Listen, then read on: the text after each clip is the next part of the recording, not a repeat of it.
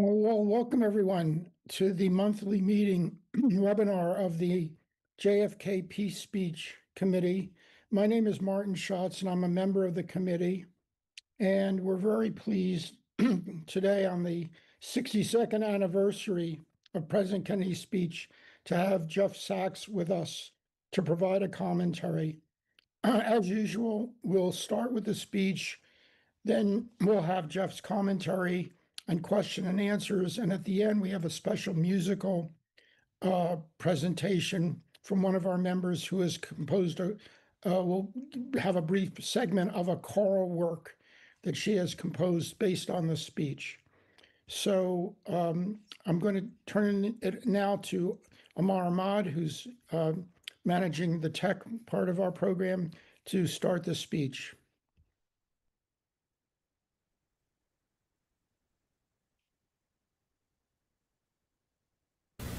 Wrote John Masefield in his tribute to English universities, and his words are equally true today. He did not refer to towers or to campuses. He admired the splendid beauty of a university because it was, he said, a place where those who hate ignorance may strive to know, where those who perceive truth may strive to make others see. I have therefore chosen this time and place to discuss a topic on which ignorance too often abounds and the truth too rarely perceived, and that is the most important topic on earth: peace. What kind of a peace do I mean, and what kind of a peace do we seek? Not a Pax Americana enforced on the world by American weapons of war, not the peace of the grave or the security of the slave. I am talking about genuine peace, the kind of peace that makes life on earth worth living, the kind that enables men and nations to grow and to hope and build a better life for their children. Not merely peace for Americans, but peace for all men and women. Not merely peace in our time, but peace in all time. I speak of peace because of the new face of war. Total war makes no sense in an age where great powers can maintain large and relatively invulnerable nuclear forces and refuse to surrender without resort to those forces. It makes no sense in an age where a single nuclear weapon contains almost 10 times the explosive force delivered by all the Allied air forces in the Second World War. It makes no sense in an age when the deadly poisons produced by a nuclear exchange would be carried by wind and water and soil and seed to the far corners of the globe and to generations yet unborn. Today, the expenditure of billions of dollars every year on weapons acquired for the purpose of making sure we never need them is essential to the keeping of peace. But surely the acquisition of such idle stockpiles, which can only destroy and never create, is not the only, much less the most efficient, means of assuring peace. I speak of peace, therefore, as the necessary, rational end of rational men. I realize the pursuit of peace is not as dramatic as the pursuit of war, and frequently the words of the pursuers fall on deaf ears, but we have no more urgent task. Some say that it is useless to speak of peace or world law or world disarmament, and that it will be useless until the leaders of the Soviet Union adopt a more enlightened attitude. I hope they do. I believe we can help them do it. But I also believe that we must re-examine our own attitudes as individuals and as a nation, for our attitude is as essential as theirs. And every graduate of this school, every thoughtful citizen who despairs of war and wishes to bring peace should begin by looking inward, by examining his own attitude towards the possibilities of peace, towards the Soviet Union, towards the course of the Cold War, and towards freedom and peace here at home. First, examine our attitude towards peace itself. Too many of us think it is impossible. Too many think it is unreal. But that is a dangerous, defeatist belief. It leads to the conclusion that war is inevitable, that mankind is doomed, that we are gripped by forces we cannot control. We need not accept that view.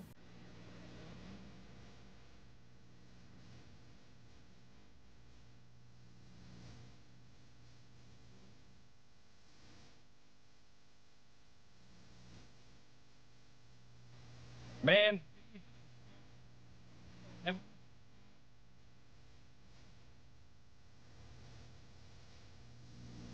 I am not referring to the absolute, infinite concept of universal peace and goodwill, of which some fantasies and fanatics dream. I do not deny the value of hopes and dreams, but we merely invite discouragement and incredulity by making that our only and immediate goal. Let us focus instead on a more practical, more attainable peace, based not on a sudden revolution in human nature, but on a gradual evolution in human institutions, on a series of concrete actions and effective agreements which are in the interests of all concerned. There is no single simple key to this peace, no grand or magic formula to be adopted by one or two powers. Genuine peace must be the product of many nations, the sum of many acts. It must be dynamic, not static, changing to meet the challenge of each new generation. For peace is a process, a way of solving problems.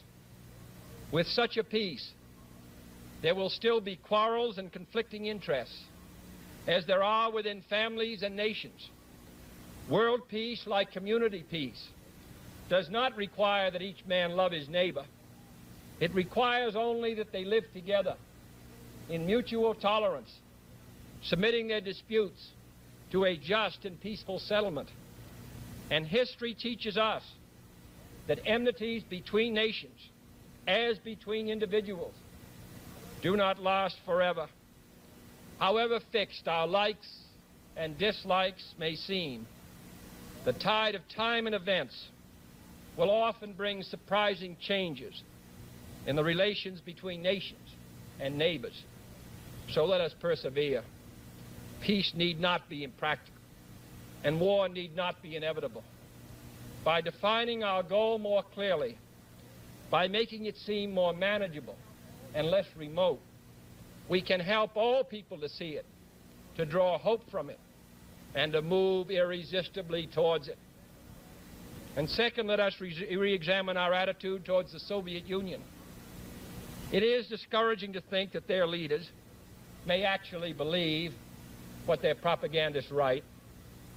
It is discouraging to read a recent authoritative Soviet text on military strategy and find on page after page wholly baseless and incredible claims, such as the allegation that American imperialist circles are preparing to unleash different types of war, that there is a very real threat of a preventative war being unleashed by American imperialists against the Soviet Union, and that the political aims, and I quote, of the American imperialists are to enslave economically and politically the European and other capitalist countries and to achieve world domination by means of aggressive war, unquote.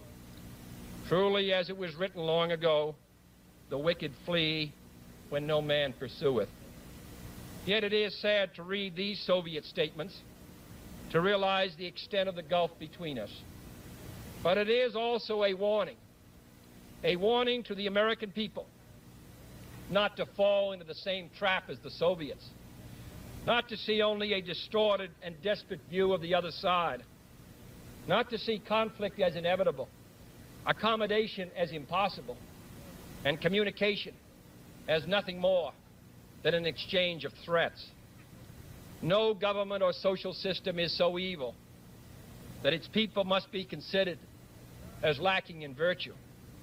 As Americans, we find communism profoundly repugnant as a negation of personal freedom and dignity. But we can still hail the Russian people for their many achievements in science and space, in economic and industrial growth, in culture, in acts of courage.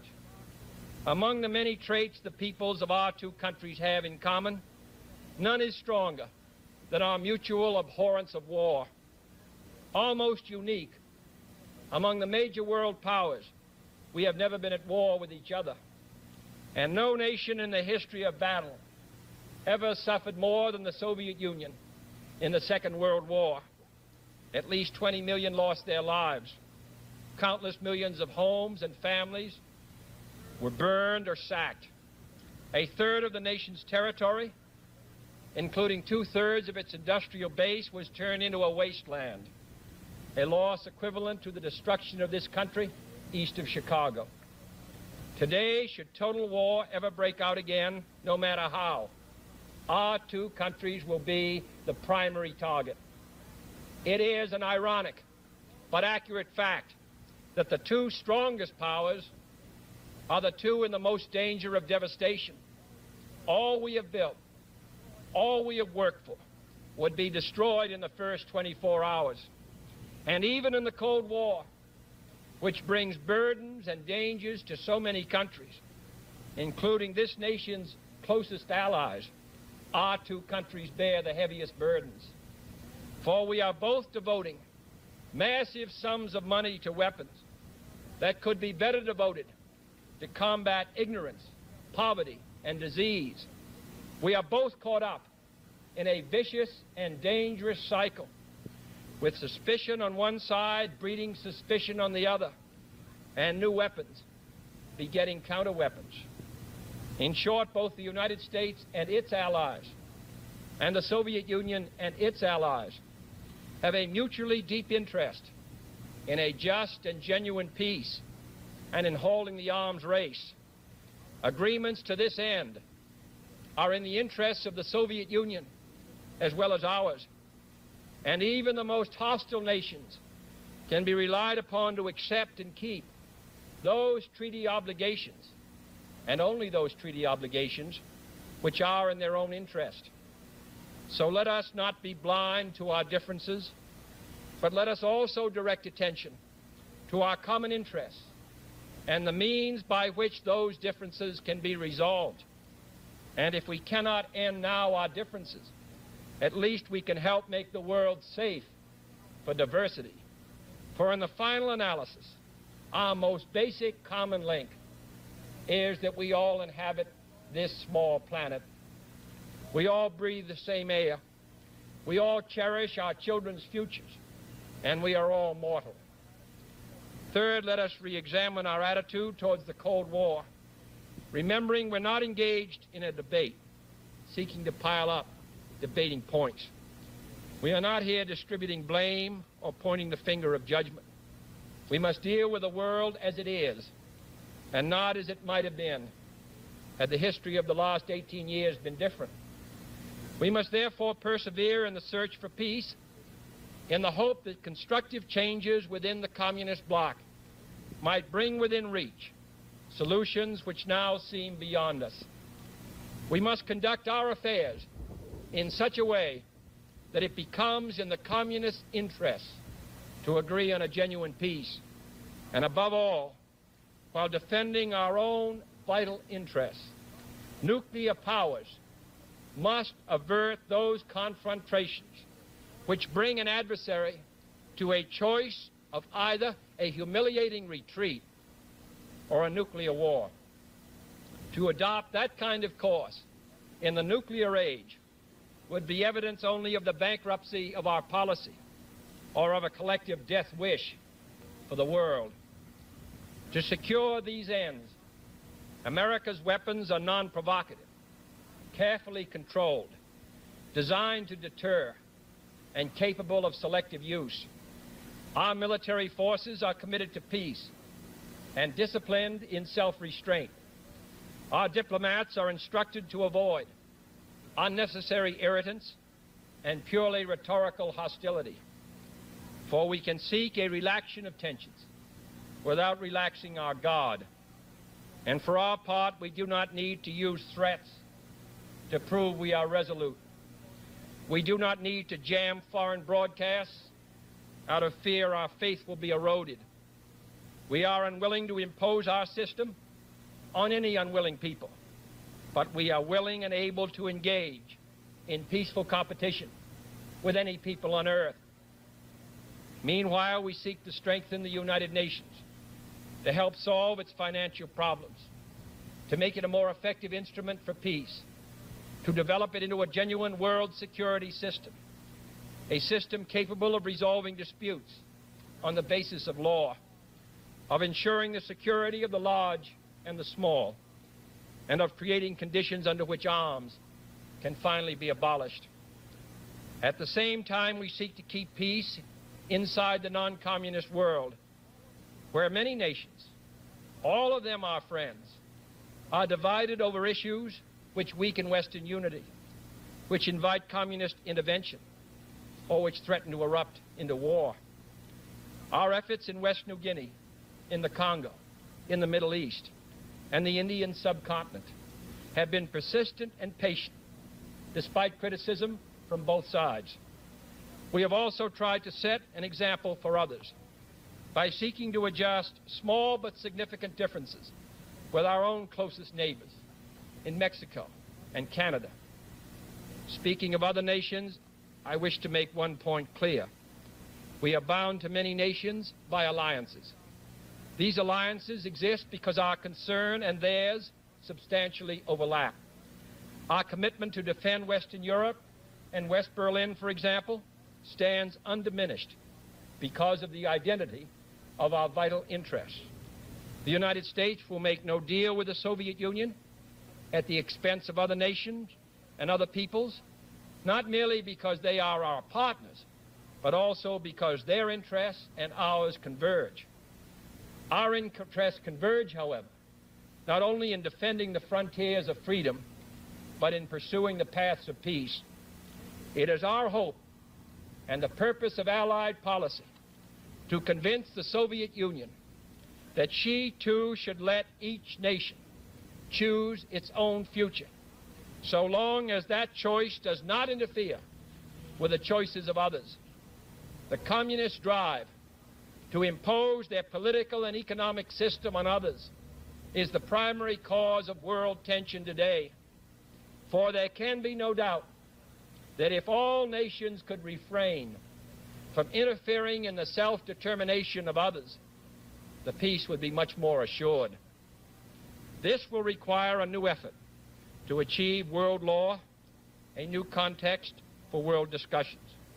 It will require increased understanding between the Soviets and ourselves. An increased understanding will require increased contact and communication. One step in this direction is the proposed arrangement for a direct line between Moscow and Washington to avoid on each side the dangerous delays, misunderstandings, and misreadings of others' actions which might occur at a time of crisis. We have also been talking in Geneva about our first step measures of arms controls, designed to limit the intensity of the arms race and reduce the risk of accidental war. Our primary long-range interest in Geneva, however, is general and complete disarmament, designed to take place by stages, permitting parallel political developments to build the new institutions of peace which would take the place of arms. The pursuit of disarmament has been an effort of this government since the 1920s. It has been urgently sought by the past 3 administrations. And however dim the prospects are today, we intend to continue this effort, to continue it in order that all countries, including our own, can better grasp what the problems and the possibilities of disarmament are. The only major area of these negotiations where the end is in sight, yet where a fresh start is badly needed, is in a treaty to outlaw nuclear tests. The conclusion of such a treaty, so near and yet so far, would check the spiraling arms race in one of its most dangerous areas. It would place the nuclear powers in a position to deal more effectively with one of the greatest hazards which man faces in 1963, the further spread of nuclear arms. It would increase our security. It would decrease the prospects of war. Surely this goal is sufficiently important to require our steady pursuit, yielding neither to the temptation to give up the whole effort, nor the temptation to give up our insistence on vital and responsible safeguards. I'm taking this opportunity, therefore, to announce two important decisions in this regard. First, Chairman Khrushchev, Prime Minister Macmillan, and I have agreed that high-level discussions will shortly begin in Moscow, looking towards early agreement on a comprehensive test ban treaty. Our hope must be tempered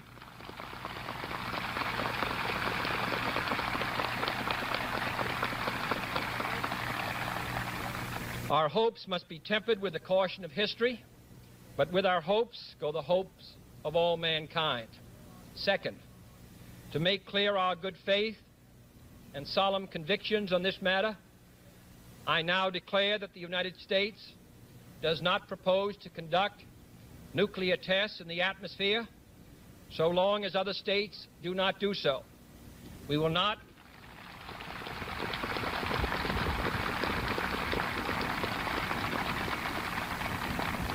will not be the first to resume.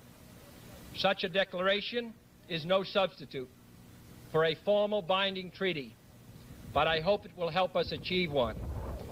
Nor would such a treaty be a substitute for disarmament, but I hope it will help us achieve it. Finally, my fellow Americans, let us examine our attitude towards peace and freedom here at home. The quality and spirit of our own society must justify and support our efforts abroad. We must show it in the dedication of our own lives. As many of you who are graduating today will have an opportunity to do by serving without pay in the Peace Corps abroad or in the proposed National Service Corps here at home. But wherever we are, we must all, in our daily lives, live up to the age-old faith that peace and freedom walk together. In too many of our cities today, the peace is not secure because freedom is incomplete. It is the responsibility of the executive branch at all levels of government, local, state, and national, to provide and protect that freedom for all of our citizens by all means within our authority. It is the responsibility of the legislative branch at all levels, wherever the authority is not now adequate, to make it adequate. And it is the responsibility of all citizens in all sections of this country to respect the rights of others and respect the law of the land. All this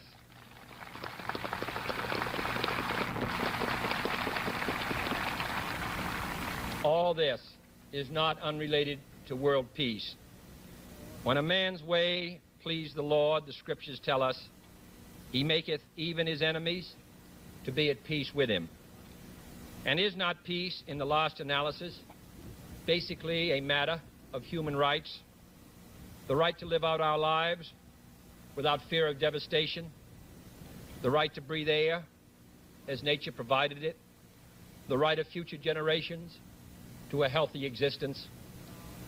While we proceed to safeguard our national interests, let us also safeguard human interests. And the elimination of war and arms is clearly in the interests of both.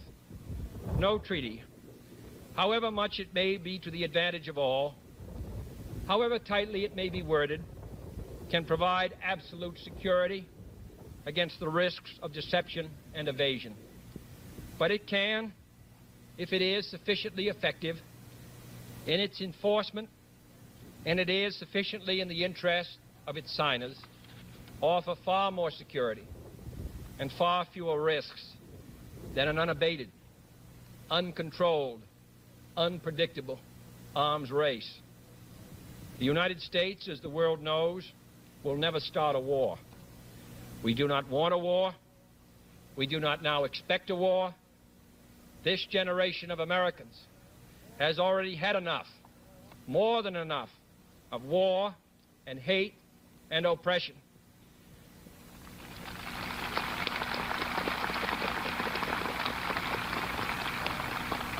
We shall be prepared if others wish it. We shall be alert to try to stop it. But we shall also do our part to build a world of peace where the weak are safe and the strong are just. We are not helpless before that task or hopeless of its success. Confident and unafraid, we must labor on, not towards a strategy of annihilation, but towards a strategy of peace.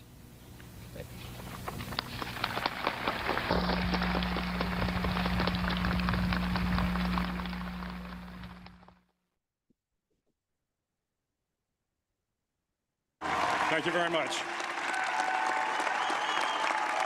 Thank you.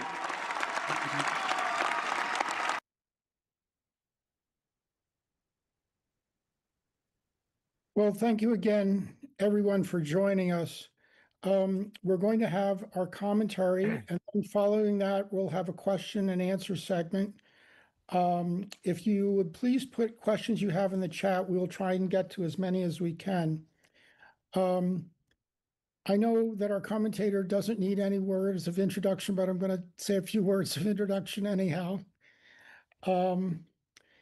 Jeffrey Sachs is a world-renowned economist and student of international relations.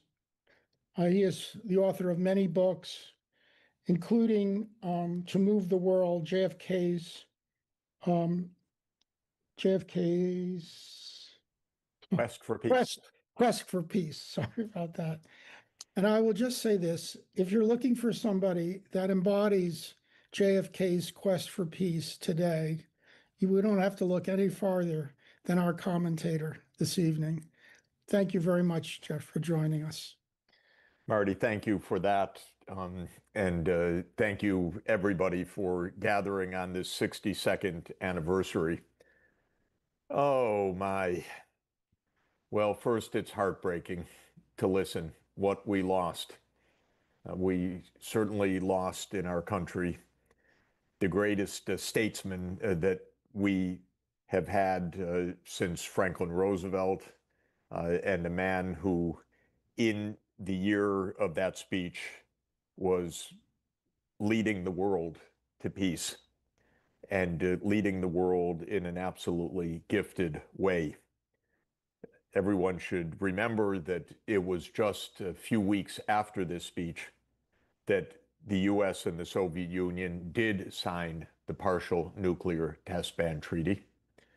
President Kennedy was proved absolutely correct. The treaty held. It was in the mutual interest of both sides. And as he said in the speech, it itself became a crucial stepping stone to a treaty a few years later, the Nuclear Non-Proliferation Treaty. The speech was not only a speech of genius, it was a speech of remarkable persuasion. Persuasion in its logic and persuasion in its compassion. And when the speech was received by the Soviet chairman Nikita Khrushchev, he immediately summoned the American envoy in Moscow, Averell Harriman, to say that this speech was the finest speech by an American president since Franklin Roosevelt, and, crucially, that he, Khrushchev, wanted to make peace with President Kennedy. In other words, the speech worked. It was a practical speech, as well as a completely timeless speech. When we listen to it just now, there's not a word that needs to be changed. to be applicable to our own time. What is terrifying is how the wisdom is not heeded in our time. We have absolutely departed from the profound insights that President Kennedy shared with us. One of the reasons why President Kennedy reached this depth of understanding and this level of stunning eloquence, and by the way, let us remember his partner in both the substance and in the eloquence, Theodore Sorensen, who was completely a partner in this speech in every way. One of the reasons that Kennedy reached this level of insight and wisdom and eloquence is that just a few months earlier, the world had nearly come to an end. The October 1962 Cuban Missile Crisis is the predicate of this speech. It's Kennedy's lessons derived from that most harrowing period. Kennedy and Khrushchev together saved the world in those days in October after having blundered the world to the very precipice of nuclear war. I always found it very touching, very moving, and profoundly sobering that President Kennedy came to office in January 20, 1961, determined to avoid war, fully aware of the dangers of stumbling into war, understanding the dangers of the nuclear age. And yet, despite all of that, absolutely playing a role in bringing the world to the very brink of nuclear annihilation.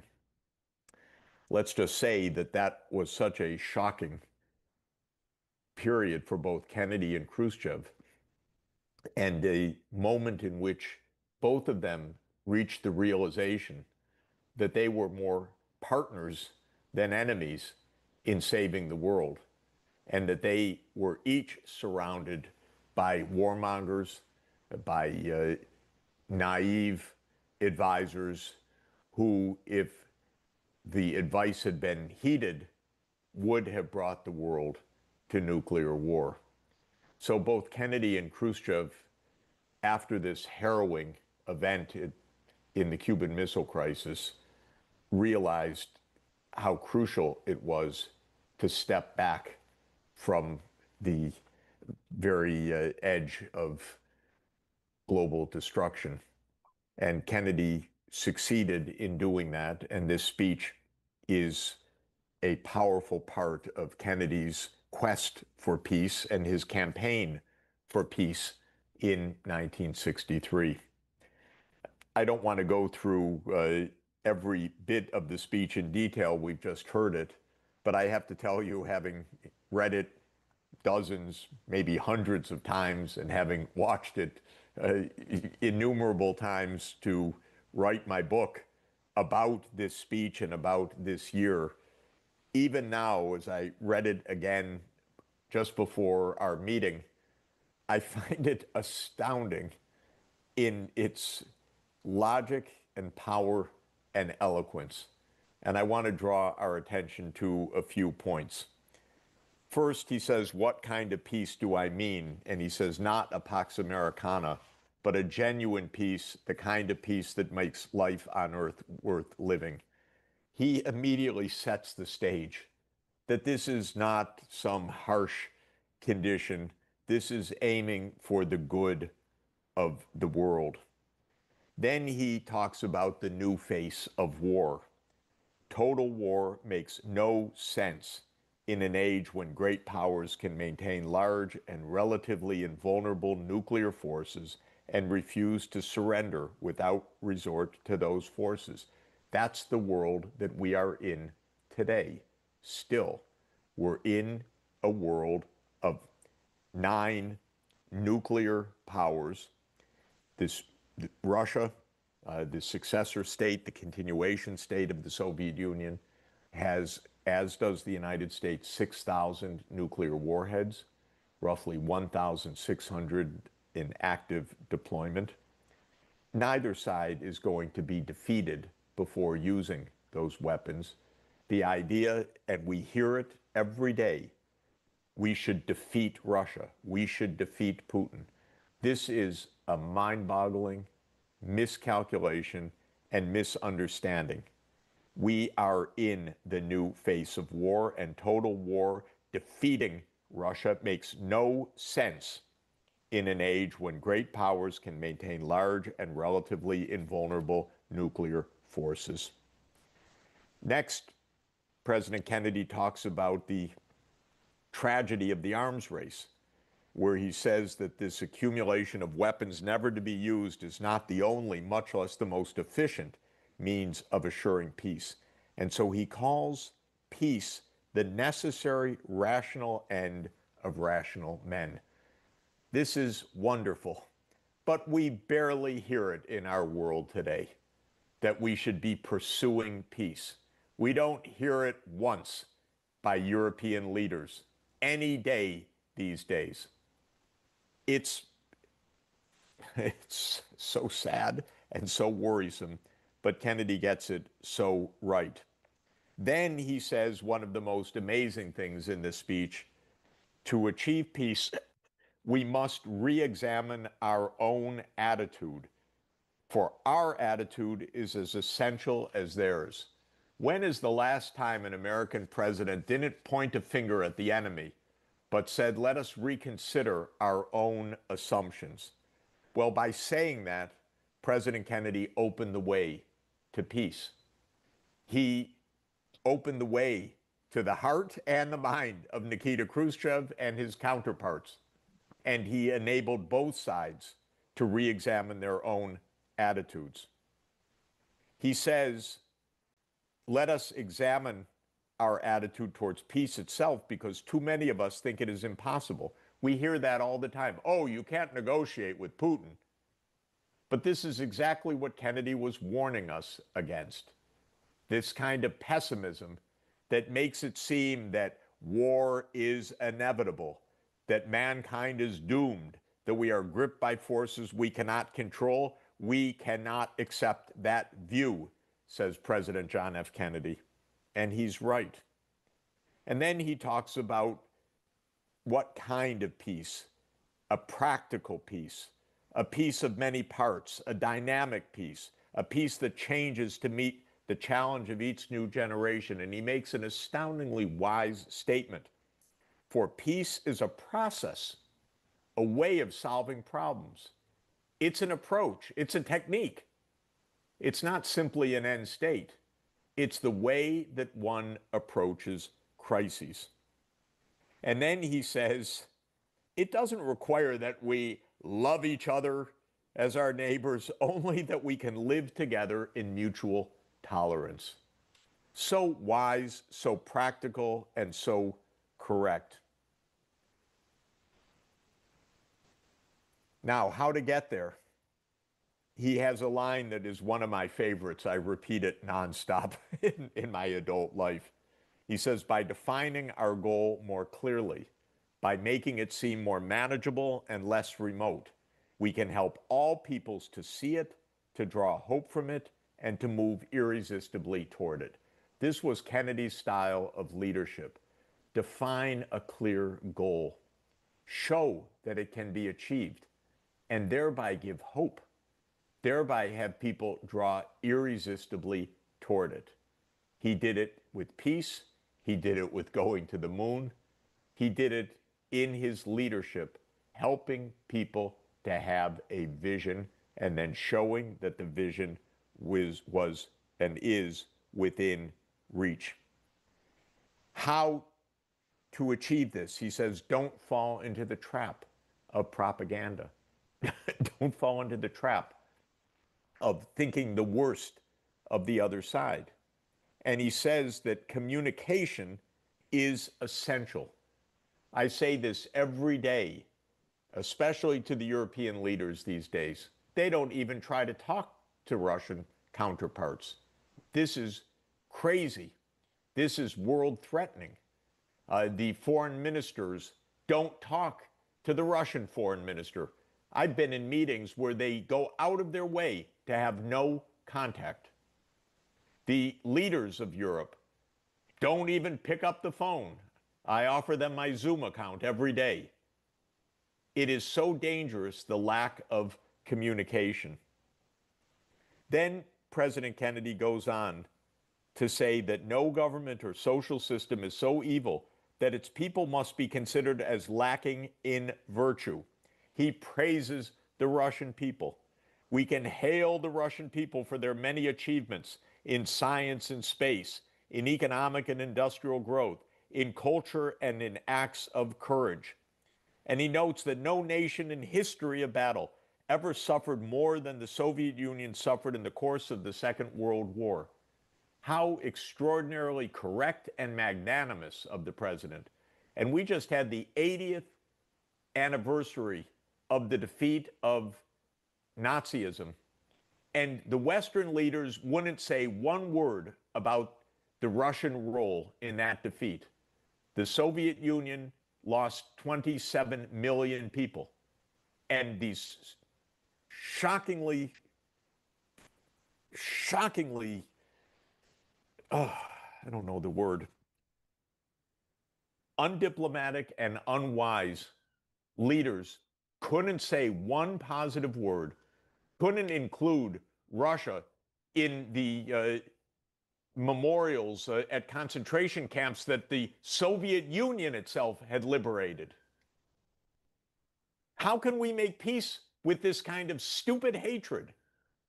But that's what is happening today, the opposite of what President Kennedy counseled and what he achieved. Then he notes that, ironically, no matter what, it's the US and Russia that are most at risk. And this is true till today. We are at risk with the warmongering by the Europeans. We are at risk. I have to tell you the hard fact that when the SBU, the intelligence services of Ukraine, go and destroy part of the Russian nuclear triad, part of the strategic bomber fleet last week, we are the ones whose lives are imperiled by that, because Ukraine brought us closer to nuclear war last week. No thank you. But no doubt it did it with the knowledge and probably the support of the CIA and the MI6 and other intelligence agencies. It's a disgrace. Then President Kennedy tells us something that is denied every day. We're told, oh, you can't make peace with that side. And President Kennedy says the opposite. Even the most hostile nations can be relied upon to accept and keep those treaty obligations, and only those treaty obligations, which are in their own interest. His point is that peace is in mutual interest. It's not a favor. It is the mutual gain of both sides. And then he has my favorite words pretty much of all time. I have to read them because I love them. So let us not be blind to our differences, but let us also direct attention to our common interests and to the means by which those differences can be resolved. And if we cannot end now our differences, at least we can help make the world safe for diversity. For in the final analysis, our most basic common link is that we all inhabit this small planet. We all breathe the same air, we all cherish our children's futures, and we are all mortal.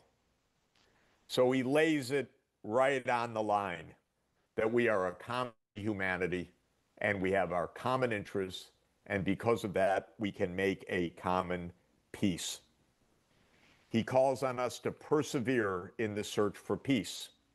And he tells us something which our leaders have absolutely abandoned, I have to tell you. And it's notable that he says, above all, in other words, of all the lessons that he has learned, of all that he is conveying, Above all, while defending our own vital interests, nuclear powers must avert those confrontations which bring an adversary to a choice of either a humiliating retreat or a nuclear war. To adopt that kind of course in the nuclear age would be evidence only of the bankruptcy of our policy or of a collective death wish for the world. Do you know every day the Western governments are taunting President Putin, saying, oh, he's just bluffing. Don't worry about nuclear weapons. We're going to defeat President Putin. He's evil. We're going to defeat him. Don't worry about nuclear weapons. We are doing exactly what President Kennedy told us, above all, not to do. Do not put your adversary in the choice of either a humiliating retreat or a nuclear war. That is a death wish, and our leaders are doing that. President Kennedy also says our diplomats are instructed to avoid unnecessary irritants and purely rhetorical hostility. That is our daily reality. Purely rhetorical hostility. Oh, he's absolutely crazy, or this or that. We cannot survive if we follow that course. President Kennedy, bless him, says we seek to strengthen the United Nations. And he goes on to talk about international law. He talks about non-interference in the internal affairs of other countries, about a new effort to achieve world law, and about the need for understanding, which requires increased contacts and communication. And this is absolutely true in all parts of the world. I travel and work in all parts of the world, in the Middle East, with Iran, with China, with India, with Russia. I can tell you the level of communication is shockingly low. We're not talking to other places with respect, with dignity, with the attempt to understand and the attempt to resolve differences. President Kennedy talks about our long-range goal of disarmament, how far we are from that today. He talks about the partial nuclear test ban treaty, although at the time of the speech, he's still hoping for a comprehensive test ban treaty, but the two sides were not able to resolve differences about how to monitor the treaty, so they went for an atmospheric test limit. But he said that this would place nuclear powers in a position to deal more effectively with one of the greatest hazards which man faces in 1963, the further spread of nuclear arms. And this is the point I mentioned earlier. The partial nuclear test ban treaty was the stepping stone to the non-proliferation treaty. Then President Kennedy, of course, says to achieve peace abroad, we need peace at home. And I remind you, this was at the height of the civil rights struggle. And this speech was given June 10, 1963. And on June 11, President Kennedy delivered the finest speech on civil rights ever given by an American president, back to back, where he talked about the basic truths that are as clear as as old as the scriptures and as clear as the United States Constitution. He had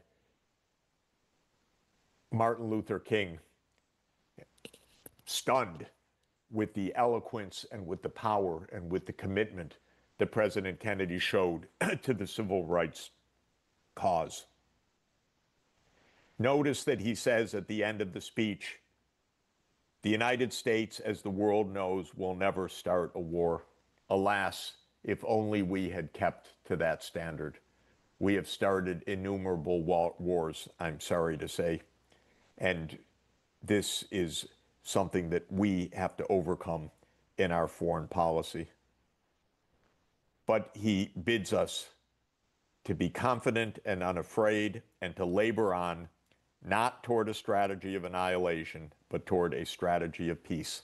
How appropriate for June 10, 2025. Thank you very much. Thank you, Marty, for, as always, bringing us together to celebrate and learn from, and again, be recharged and inspired by this great wisdom. Thanks very much, Jeff. I guess I wanted to maybe just start off, because I know when we air this speech, sometimes in the chat, people will put various comments which take issue with what the president is saying about the United States, such as, the United States will never start a war. And I wonder if you wanted to say a little bit about, this is the president of the United States giving a speech. This is not a peace activist with no power, so to speak, personal power. So I don't know whether you wanted to just sort of say a few words about just the context. Also, he had a lot of people surrounding him that did not want peace, which he knew about, and he wasn't about to take them to task publicly. So let me say a few words about that context. Yeah, sure. First, President Kennedy came into office as a reader of Barbara Tuchman and her book, The Guns of August, which he read as, and she wrote as, explaining how the world stumbled, and the European powers in particular stumbled into World War I. And he was determined that that would not happen. That was for him the greatest disaster that needed to be avoided, stumbling into a war. And yet he almost did. And the question is why and how? And it goes back to the first days of the administration, when the new president was presented with a plan by the CIA, which is our worst and most failed institution in modern American history. It has created more disasters than any other institution in America. Presented President Kennedy with the plan that had been concocted in the Eisenhower period to invade Cuba, the Bay of Pigs invasion. And Kennedy was very uneasy about this, but he was new and young and did not feel in a position, right or wrong, to stop a plan that was underway. Of course, we know that the invasion was a disaster. What Kennedy was briefed on by Allen Dulles was a set of lies about how smoothly this would go, because Allen Dulles was intent on Kennedy having to react to an initial failure by giving air cover and bringing in the Air Force to attack Cuba. Kennedy did not do that, but he did go along with the basic plan, and the invasion of Cuba was in every way an utter failure and debacle. But one of the things that it led to was Khrushchev's decision to put nuclear arms in Cuba, because this was protecting a new ally. Of course, Khrushchev's decision was harebrained and reckless without question. And when he told his foreign minister, Andrei Gromyko, about the idea, Gromyko said, "What? A war?" And Khrushchev said, no, of course not a war. Not a war. Just let the Americans taste a bit of their own medicine. So he wanted to put it back to us. And of course, it almost led to nuclear war. I'm sure everybody knows, by the way, that we came within 1 second of nuclear war. Not minutes or hours, but 1 second. Because even after Kennedy and Khrushchev had agreed on backing off the missile crisis, the Russians would remove their missiles. Months later, the United States would remove its missiles from Turkey, and the U.S. would pledge never to invade Cuba again. Even after that agreement was reached, a disabled Soviet submarine came within 1 second of launching a nuclear-tipped torpedo, which, had it gone off under American doctrine, would have led to a full-fledged nuclear attack by the United States on the Soviet Union, Central Europe, and China, with an estimated 700 million deaths at the time, perhaps ending life on the planet, we now understand. But this came within a second because the captain's order to fire the torpedo was overruled, countermanded by a superior party officer that was in that submarine that was part of a squadron in the Caribbean. Well, suffice it to say that one damn thing nearly led to another, to another, to another, to the end of the world that neither side wanted. So you could say Kennedy made his blunders, which he did, and he lied about the Bay of Pigs to Khrushchev when the invasion first started, and there were tensions. But through the Cuban Missile Crisis, both sides came to realize that the stakes were so high and the events were nearly out of control that they must not let that happen again. In 1963, Kennedy, as I think everybody knows, reached the decision that he would pull out of Vietnam. He started pullout in the November of 1963 with the reduction of 1,000 of the so-called advisors there. His real plan was win re-election in November 1964 and then pull out entirely from Vietnam. Many people believe, I am among them, that Kennedy was assassinated by the CIA or parts of the CIA and other rogue parts of the US government, substantially for his peace initiatives, actually. This is one of the most grim parts of all. Definitely there was CIA involvement in the assassination that to this day is covered up. So all of this is to say that was Kennedy telling the truth that the US would never start a war? Well, not quite, because the US had actually started a war in the Bay of Pigs. But Kennedy was trying to get on top of this. He was trying to control a war machine. One needs to understand America is a war machine. When you have 750 overseas military bases in 80 countries, when your military and security budgets adding up everything, the Pentagon, the CIA, the other intelligence agencies, Homeland Security, the nuclear program and the energy department, the veterans programs, when you add it all up, it's about $1.5 trillion.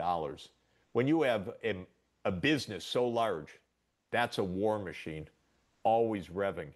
And it's the job of the president to stop the war machine.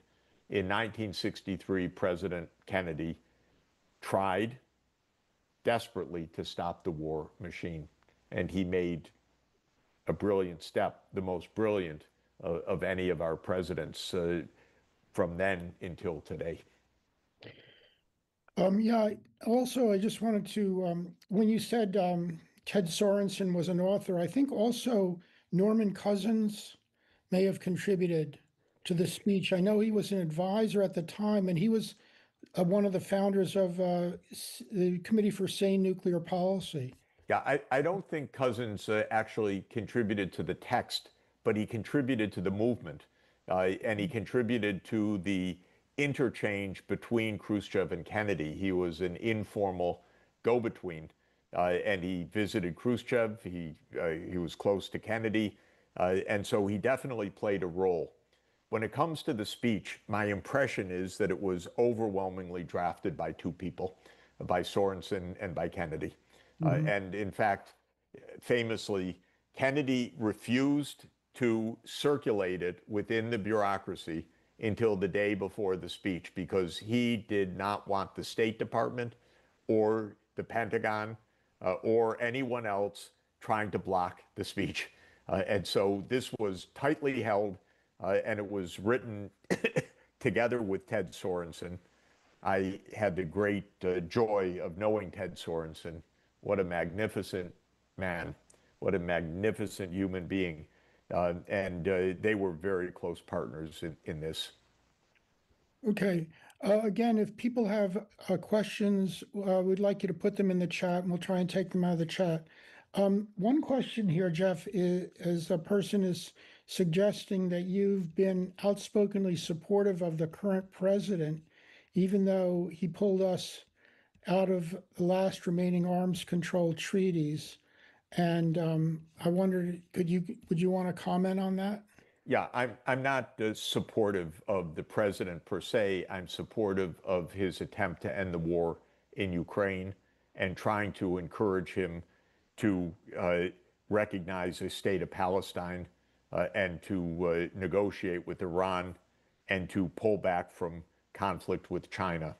So what I am trying to do in my particular ways is to support President Trump when he's on the right track and to say as clearly as I can what I think the right track is. I think when it comes to Ukraine, he is vastly better than Biden. Biden, from my point of view, was the worst. I voted for Biden, as you can imagine, but he was a disaster from my point of view in Ukraine, because there were countless opportunities to end that war or to prevent the war altogether. This is a war that, despite what we hear, despite the kind of propaganda, I would say, that we hear, this is a war in which Russia truly and legitimately feels that its national security is at stake, because we had a 30-year effort by the CIA and the deep state to push NATO right up to Russia's border. And that is as reckless as the Soviet Union putting its military bases in Cuba. Both sides should stay away from the borders of the other side so that we don't get into an end of the world clash. And our deep state is so arrogant that they can't think in reciprocal terms. They cannot think about the golden rule. They do not understand that we should not do to Russia what we would never accept Russia doing to us. For example, having a military base in Canada or Mexico. But for us, it's just fine to have our military bases all around Russia, including Ukraine and Georgia. This is our fundamental mistake. President Trump seems to get this, and that's a big advance over the recent presidents, because every president since Clinton has been a party to NATO enlargement eastward, and it's been more and more provocative, and it has gotten us into a very, very deep insecurity. Would it require Trump to be independent of a lot of the people that are surrounding him? Yes, because basically half the people around him are the normal deep state neocons. And he's got a small team. It's not very well organized. It's very haphazard. The president himself is not systematic. He is impulsive. He changes by the hour. It's very dangerous indeed. But he has a basic instinct that there's no reason for us to have war with Russia, that it's very dangerous, and that American interests are not to push NATO to Ukraine. This is the basic wisdom that he gets that Joe Biden refused to acknowledge. Okay. One of the things in that speech, you mentioned this, is that Kennedy talked about the need to focus on what can be accomplished now in order to give people a sort of hope in the process. And I was wondering if you have any thoughts about that in terms of us as citizens. What do you think? Do you have any thoughts on what we should be pressing for, or who should be pressing, how to press forward on, even if it's a small step that could give some initial momentum to this peace process, because we seem so, as you described, the war process is so intense and strong. There are 4 areas where I think we need to be engaged and where I try each day to make a push. First, on Ukraine, the idea is the fighting needs to stop on the basis of Ukraine's neutrality. This, I think, is the key. Of course, there are other issues. Ukraine's security, which needs to be adopted in the UN Security Council. Russia knows that full well. There are territorial issues which are very real, which have a long history now. But the core of this is for the United States to say absolutely clearly, NATO will not enlarge to Russia's border in Ukraine, because we understand that that is viewed as a profound national security risk by Russia, and we respect that view. That's what we need to say. When it comes to the Middle East, I have a one-sentence answer. We should recognize the state of Palestine on the borders of the 4th of June, 1967. The rest is details. This is the essence of the solution, is 2 states for 2 warring sides with security arrangements between the 2. I'm in touch with almost every government in the Middle East. They all support that, every single one. And they would all make it possible to implement. But in the United States, because of the lobbying, there's a view, oh, you don't have to compromise, you don't need 2 states, we're not going to recognize the state of Palestine. I think that that's a tragedy and a big mistake.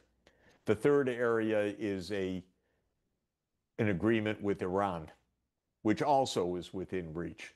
And there have actually been a series of meetings now, 5 meetings, and it is possible, and I've spoken at length with the Iranians and at length with American negotiators, it's possible to reach an agreement with Iran, that Iran ends any possibility of nuclear arms, that it opens itself to rigorous inspections by the International Atomic Energy Agency and other forms of monitoring, and that the U.S. drop the sanctions against Iran so that Iran can breathe economically and begin to recover from actually decades of U.S. sanctions. This too is within reach.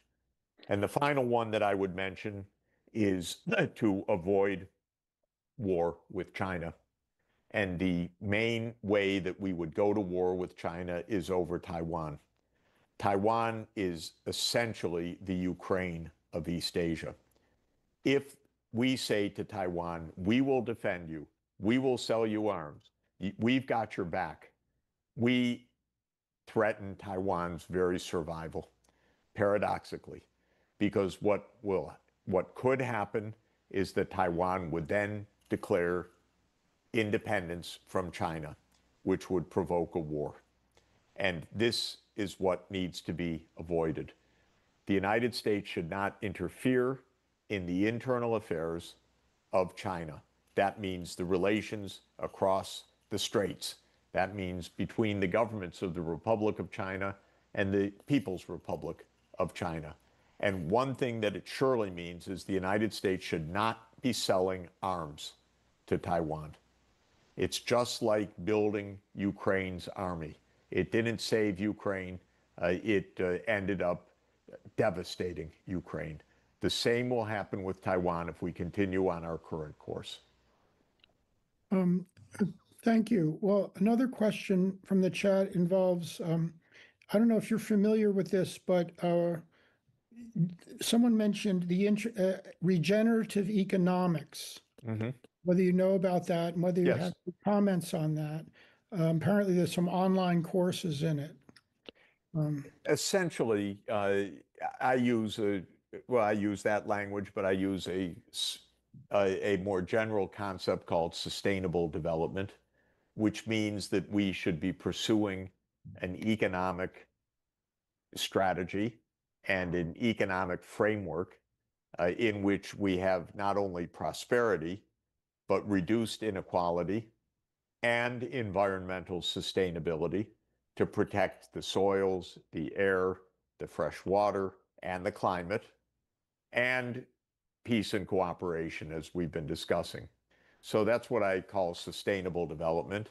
Regenerative economics tends to be about agricultural production to use nature in a way that is sustaining or regenerating, and to have industrial processes that are not killing the environment, but in which wastes are recycled or reused rather than dumped into the environment. So I can't vouch for a particular course, but it's a meaningful concept. Okay. Another question is that you spoke to members of the EU Parliament and they seemed receptive. Why do EU leaders continue to be Russia-phobic? Are you in contact with any EU parliamentarians? I spoke to the EU Parliament, or to another group this morning, actually, by Zoom. Remember, there's self-selection bias. Anyone that wants to come hear me speak either wants to be annoyed, maybe, if they don't agree with me, or they come because they do agree.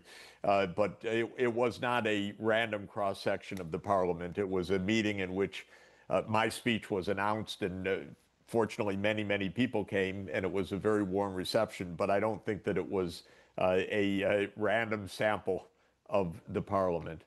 But moreover, the fact is that in Europe, there is a tremendous amount of warmongering right now that's terrifying to me. The British are the worst. Keith Starmer is absolutely every day talking about war. Chancellor Merz, the new Chancellor of Germany, is no better, really, or maybe a smidgen better, but he's talking about sending Taurus missiles to Ukraine, which would then strike deep inside Russia. More of a provocation, it's hard to imagine. Rather than calling President Putin saying, I'm newly installed as Chancellor of Germany and we should meet, he started immediately on the scaling up of missiles attacking Russia. So this is absolutely wrong. President Macron, similarly, I know from discussions with President Macron over the years, I think he knows better than what he's saying, but he is not making sense in what he says publicly because it's a lot of warmongering. So I'm very unhappy about the European scene. I think they make a huge mistake. My main message to them every day is call your counterpart, discuss, open a line of communication. Stop meeting Zelensky for the 1,000th time when you haven't met Putin one time. This is a big mistake. This is not a game. This is not about propaganda. This is not about morale. This is about saving Europe and saving the world. And so for that, sit down and talk with the other side. Mm-hmm.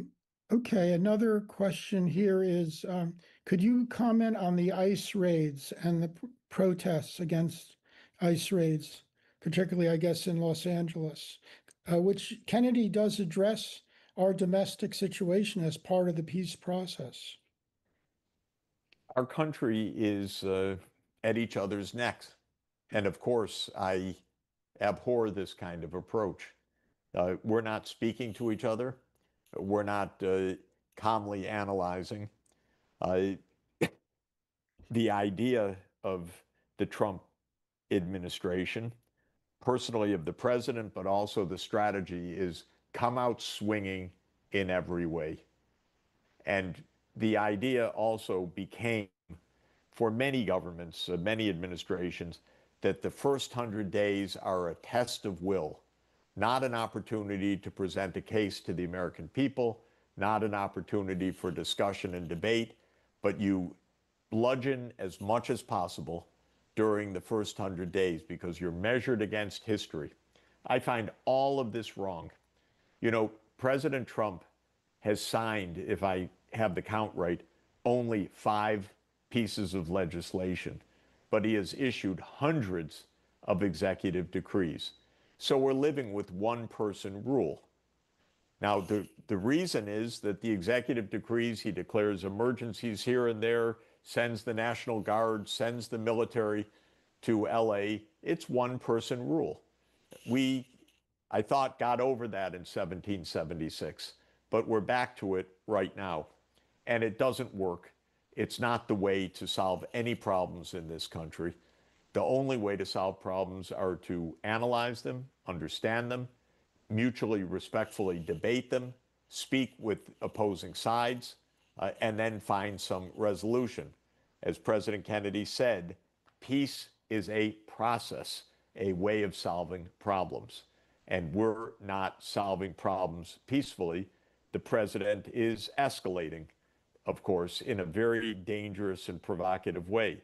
And I have to add, he's taking aim, of course, at our universities, at my students who have been arrested in the middle of the night and dragged off to detention. All of this I find abhorrent, illegal, contrary to the US Constitution, contrary to President Trump's own political success, because none of this works. None of this is a lasting achievement. It just inflames the country. It ends up in hundreds of lawsuits, and it is tying us up in knots. Okay, a couple of questions came up. One having to do with Rotary International's definition of positive peace. I don't know if you're aware of that. And the other Not specifically. Okay, and the other had to do with the OASIS plan having to do with the Middle East. I don't know if you're familiar with that. I should be, but I'm not not up to date. But I'd be able to respond to something specific, but I can't respond to either without more background. Mm-hmm. Okay. Let me just see here. One thing I would mention is that, having to do with Kennedy's approach, again, so much in contrast, he and Khrushchev developed a private correspondence early on, I think, in the administration, just the two of them sort of, I don't know how private it really was. Yep.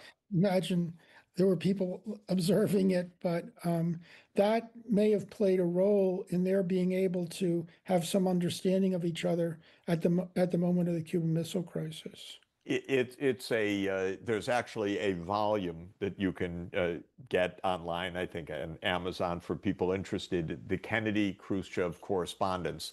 It's several hundred messages back and forth to each other.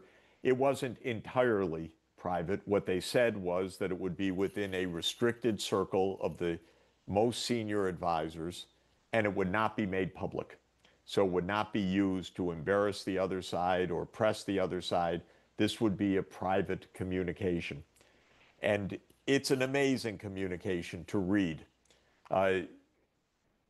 One of the most notable parts of it I mentioned briefly, which is during the Cuban Missile Crisis. During the Bay of Pigs. When the invasion started, the CIA-led invasion by the Cuban mercenaries and anti-Castro Cubans, Khrushchev immediately wrote to Kennedy a background letter saying, Mr. President, there is international piracy underway by your government. I'm sure, Mr. President, you don't know about it, but your government is committing illegal acts in attacking Cuba. And President Kennedy wrote what I regard as his worst ever letter that I know of. He wrote back to Khrushchev saying, no, you're mistaken. We have nothing to do with this. This is something entirely of the Cuban people, and this has nothing to do with us. At which point, Khrushchev wrote back a furious letter saying, Mr. President, don't ever lie to me again this way? Because obviously this is a US government action, and we know. And Khrushchev was hopping mad because he had been lied to, actually, by Eisenhower just earlier when the U-2 spy plane was shot down, and Eisenhower had come out and denied that the US had a spy plane and said that it was a weather plane stationed in Turkey that had gone off course. And Eisenhower didn't know that when the Soviets shot down the U-2, they collected the U-2, and the pilot, Gary Powers, was alive and in Soviet custody. So Eisenhower lied bluntly, brazenly to Khrushchev. And then a few months later, Kennedy lied bluntly and brazenly to Khrushchev. And I always regarded that as a prelude to Khrushchev's reckless action. Now, having said all of that, no doubt this correspondence played a world-saving role. They had gone through this. They had basically steadied the relationship. There wasn't brazen lying on each side after that, except, actually, I should say, the deception by Khrushchev about placing the missiles in. But they had a line of communication. And we know that there was an active back channel during the Cuban Missile Crisis as well. And they were sending messages, of course, to each other. And that also required a brilliant finesse. There's a famous moment when a conciliatory message comes from Khrushchev, and then it's followed by a hardline message. And the Kennedy team doesn't know how to respond. The ExComm, the executive committee, and then they adopt the brilliant insight, okay, just respond to the conciliatory one, as if the other one hadn't been sent. And they do, and that is what ends up leading to the resolution of the Cuban Missile Crisis. So it was tactically an extraordinarily wise thing to do, not to quibble with the hard line or to say you contradict yourself, but just to respond to the more favorable message. And Khrushchev took it and said, okay, we go forward and we resolve this crisis. So communication is essential for peace. Essential for peace. And the idea that one can have peace simply on the battlefield is mind-boggling. So incorrect. The idea in Europe that they can't talk to Putin is a disaster and absolutely an ignorance of basic life and diplomacy 101. One thing I would mention to you is that you're probably aware of this, but there's a newsletter that comes out of George Washington University called Johnson's Russia List, which republishes translations of speeches by Putin, interviews, commentaries by Lavrov. So if people wanted to take the trouble to actually know what Russians are saying and not just depend upon our own media, that is a resource that people can subscribe to, which I think is very valuable. And then again, to the degree that we do that as citizens, we're in some ways, I think, following the advice that Kennedy is giving us about the nature of peace. Absolutely. I see that Ray McGovern has a question, which is wonderful. All right, let me just say one other thing to you. Oh. In the book I wrote about the Kennedy assassination, I say that Kennedy is a de Klerk without an ANC, and meaning that de Klerk could get rid of apartheid because he could say to people, look, you're going to do it my way, or you're going to do it the ANC's way. But Kennedy didn't have a peace movement behind him the way pushing, and that in some sense what we as citizens have to do is form that movement that would then allow us to elect a president that was serious about peace and to stand behind that person. That's a wonderful observation, Marty. Very important. Okay, did you say Ray had a question? I thought I saw Ray signal that he had a question. You want to? Okay. There he is. I do if I'm, oh, can you see me? We don't see you, but we hear you, Ray. Okay. Well, hearing is better than seeing me. Thank you, Jeff. And thank you, Marty. Just a comment and then a question. The comment would be, thanks for taking us through Don't Ever Lie to Me Again. That was crucial.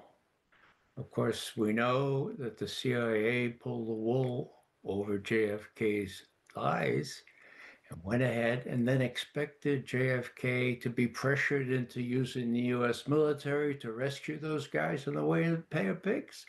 So it was doubly bad for Kennedy. He lied, okay? And then it was demonstrable that he died. Yeah. Now, the one about Khrushchev and U2, the same thing.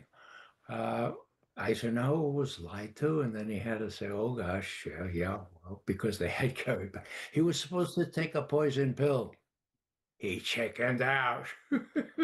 Yeah, exactly. He was supposed to take a pill, but also the plane was supposed to disintegrate if it was shot. You know, no way that they could ever capture the plane, Mr. Dulles explained to Mr. Eisenhower, General Eisenhower. Yeah, the reason I'm so thankful that you raised those is because it happened again. These attacks on the Russian bomber bases, 5 bases, 2 of them were hit, actually. Well, first thing that Lavrov asked Rubio, did you know about this? Now, again, that was good because they had a channel. Biden, I don't think Lavrov had Blinken's telephone number. If he did, his teenage daughter was probably on it. Anyhow, there was this link. Lavrov asked Rubio, and I'm sure Rubio said, beats the hell out of me. How about the president? No way. Okay. So then the next day or two, Putin and Trump talk. And Putin obviously asked him, did you know about this? And of course, he obviously said, no, I didn't. Now, what's the operative fact here? Whether Putin believed Trump or not, the readout says that the President of the United States again reiterated that he had no foreknowledge of this event, okay? So whether or not, whatever Putin believes, he's chosen to play this thing down. And I think that's a key. That's a key that the Russians are not going to let the likes of Zelensky and the British and others mousetrap them into sabotaging this fledgling relationship they have with the U.S. I see hope in that. And I just found it really interesting how differently the Russians played this one, whether they believe Trump. I tend to believe Trump. I don't think they told him, but who knows for sure. So that was the comment I wanted to make. If you have, do you want to comment on that, Jeff? Is that Yeah, I would like to. First, my guess, and of course you'd have a more expert view than I can't believe that the Ukrainians pulled that off without at least the detailed knowledge of the CIA and certainly MI6, because it looks like an MI6 operation through and through. So I find it hard to believe. Whether Trump knew is quite a different matter, because I don't think he's the most detailed oriented and attentive, and very easily CIA may not have told him. But from the Russian point of view, I think the event itself almost is almost as bad either way. Either the president didn't know, and then what the hell is going on here? That such things can happen, surely with intelligence agency involvement, and we're dealing with the president who probably isn't in control of any of this, or the president knew and he lied, and my God, we also can't trust this. So I think from the Russian point of view, it's a pretty ugly matter in my view. of course, you're right, and I think what's notable in that conversation, again, if I'm reading between the lines correctly, is that Trump said, "I didn't know, but when you say you're going to retaliate, I understand. God, that was annoying and dangerous." And Trump made clear this was a heavy move by Ukraine, and other administration officials like Kellogg, was very explicit. Don't go doing that. That is really messing with the nuclear stability. So I think the U.S. answer, whether it was true or not, was also acknowledging that Russia had a beef here that was real, and that this was a serious matter, and that it wasn't just a casual game. At least that's my interpretation of it. Okay, I want to just, we're running out of time, and I just want to have one last question that was put in the chat, and then we're going to have a musical selection. The question is, Tucker Carlson sometimes interviews great progressive pacifists, but he also interviews far-right nutcases, and he supports the Heritage Foundation. How do you manage working with him and with anti-war libertarians? First of all, Tucker and I are friends, and we've known each other for a long time. I've just done a recent interview with him, which I think hasn't been posted yet. But I like his interviews because they are long form, and he asks questions, and then you get to speak for a long time. Now, my feeling is when I'm asked to do interviews, I generally, time permitting, accept them without asking, who are you? So I do interviews on Chinese television, Russian television, American media, and so forth, because I believe we should be communicating with each other. Of course, many people say to me, well, why do you do it? Why do you appear on Russian television or Chinese or with Tucker or anybody else? But I have a completely different point of view about this, which is that dialogue is really important. I happen, by the way, I have to say, to really enjoy being with Tucker and talking, because these are 2.5-hour discussions. They're long, and you get to speak a long time, and Tucker listens, and you get to put your view. So I think that it's a big, noisy world, and lots of people have different views. I'm trying the best I can to be clear about mine, but more importantly, to be helpful, to use whatever knowledge I have to be able to share a particular piece perspective. And this is the idea. And maybe some of his listeners will learn something. Well, I hope so, and I believe we all can listen and learn something by listening. So I think that's important. Well, I want to thank you, Jeff, very much for, again, being with us on this anniversary, and thank everyone who's been participating. And now we want to conclude our meeting with a musical piece of a choral work created by Sharon Abreu. Sharon, do you want to say anything?